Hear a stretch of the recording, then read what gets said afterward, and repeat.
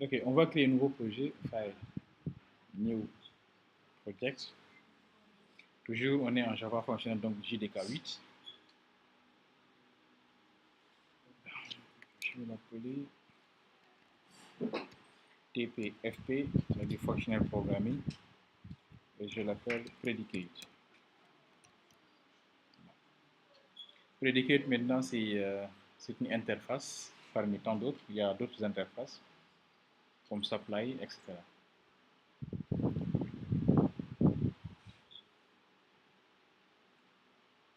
Ok,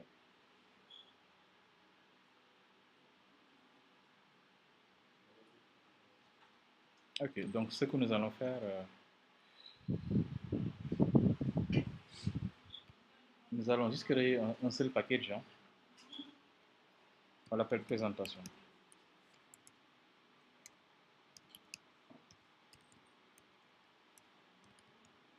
Présentation. Et dans ce package, on a une seule classe. C'est la classe main.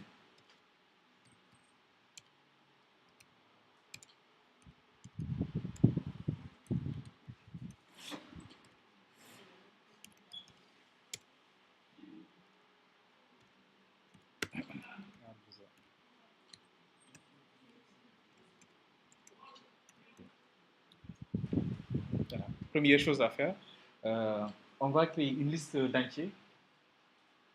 Après, on va essayer de parcourir cette liste pour récupérer les entiers dont la valeur est supérieure à avant.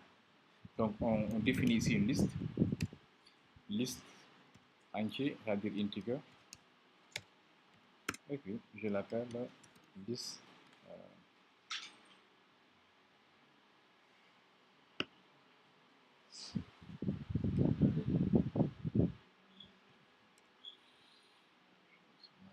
Je l'appelle liste entier. Égal.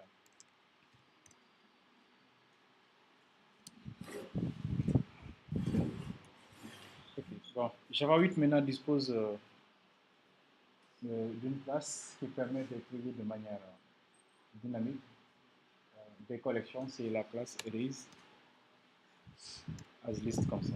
Voilà. Si vous voulez créer une collection fixe, dans ce cas, vous pouvez utiliser Erase as list. Bon, je vais mettre à l'intérieur 10, 20, 30, 40 et 50. Juste quelques 5 entiers. On va essayer maintenant d'appliquer Predicate.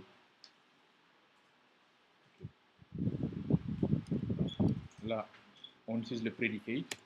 Voilà. Predicate maintenant fait partie des interfaces de Java 8. Ça y est, dans la bibliothèque java.util.function, c'est comme supply. Voilà. Le predicate sera un predicate d'entier, d'integer. Je l'appelle P entier. Voilà. Lui, qu'est-ce qu'il va faire? Il va nous prédire ceci. Si vous passez en entier, il va tout simplement comparer l'entier à 10, plutôt avant. Parce que nous, ce qu'on veut, nous voulons tout simplement récupérer les entiers dont la valeur est supérieure à 20. Voici le predicate. Il dit ceci. Predicate, ça va retourner true ou bien false. À chaque fois que vous me donnez en fait ici un entier, E, je vais comparer avant et je vais retourner la valeur 20. Ce qui fait que si je reviens ici et que je vais maintenant parcourir la liste en utilisant en fait les expressions lambda, liste entier, point stream pour faire l'abstraction tout simplement. Ensuite, point for each, je vais parcourir. Voilà. Et là, je vais dire quoi? Ok, E. Le E qui est là, bon, attendez, là je vais l'appeler EP pour dire quoi? E predicate. Le EP c'est un predicate en fait. Voilà, c'est une variable qui sera de type entier. Si vous voulez également, vous pouvez faire ceci, mais ce n'est pas une obligation parce que là on avait défini lorsqu'on expliquait un peu la programmation fonctionnelle. Le type ainsi que le nom, ce n'est pas obligatoire parce que dès que vous définissez ici predicate et le type entier, donc nous allons manipuler des entiers. Voilà.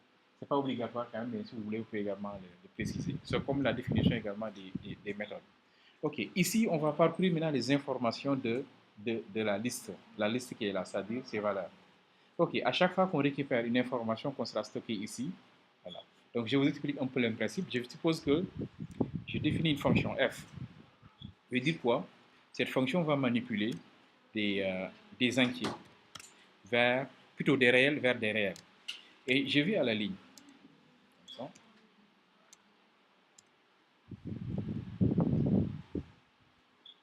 Et là, je vais dire quoi?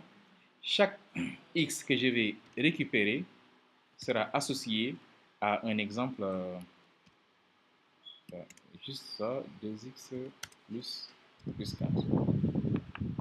Ça, c'est la fonction. Ce qui fait qu'à chaque fois que je manipule, si je viens maintenant pour appeler f, entre parenthèses, dx, si je dois mettre une information, je suis obligé de respecter en fait ce type qui est là.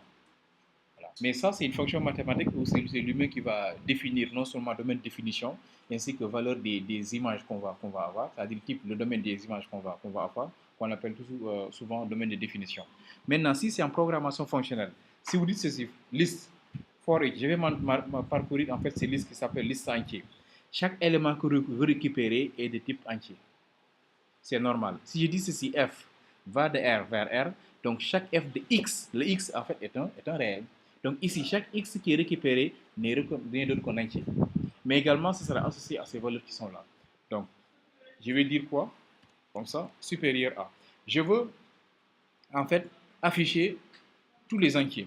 Donc, si je n'utilise pas le prédicat, donc je vais dire quoi? System.out.println de quoi? De E.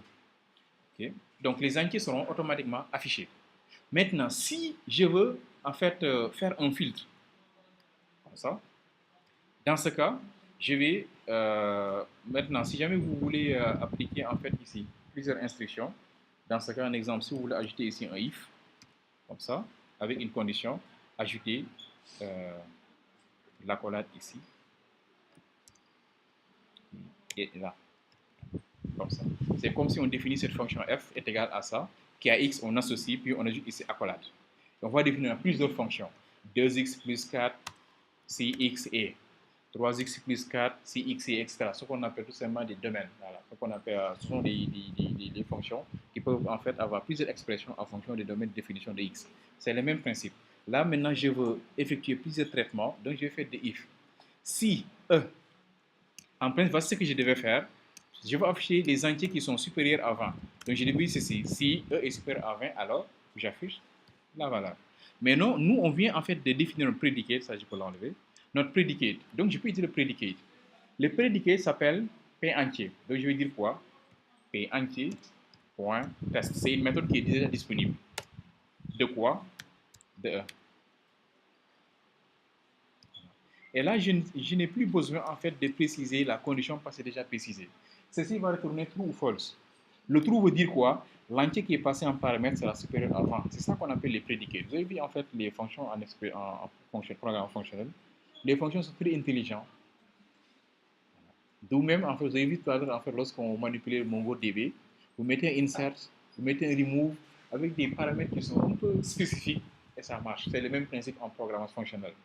Vous définissez votre prédicat, ça est là. Le prédicat dit quoi? Si tu me donnes un entier, je vais comparer à 20. Et si tu veux utiliser ce prédicat, utilise la méthode test. Donc le prédicat s'appelle p entier.test. Là, si j'exécute, on va m'afficher que les entiers qui sont supérieurs à 20. Okay. Ça, c'est une première méthode parce que là, je vous dis qu'il faut utiliser la structure if. Après, on va utiliser maintenant une méthode qu'on appelle filter. Ok, je vais essayer de tester ceci pour voir. J'exécute la méthode main. Je démarrer et run.